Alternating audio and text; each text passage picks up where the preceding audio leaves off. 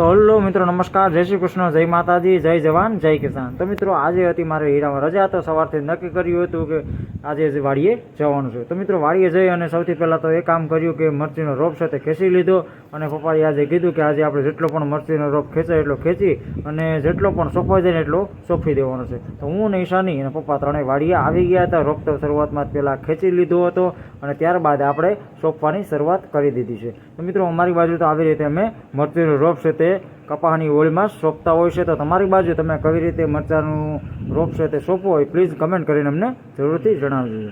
તો મિત્રો ઈશાની જો અત્યારે પપ્પાની બાજુમાં બેઠી છે, જોયા કરે છે કામ કેવી રીતે થાય છે। તો એને કામ કરવું ઘણું પસંદ આવે, પણ હવે નાની છે એટલે ખબર ન પડે એટલે કાંઈ કરે નહીં। તો હું તમને રોપ તરફ લઈ જાઉં છું કે એટલો રોપ છે તે મેં ખેંચીને લાવ્યો છું આ બાજુ, જે તમને બતાવું છું। તો આ રહ્યો રોપ હું ખેંચીને લઈ આવ્યો હતો, અને અમે આ રીતે કપાસની હોળમાં જ મરચી સોંપતા હોઈએ છીએ। તમારી બાજુ તમે કઈ રીતે સોંપો પ્લીઝ કમેન્ટ કરીને અમને જરૂરથી જણાવતા રહેજો।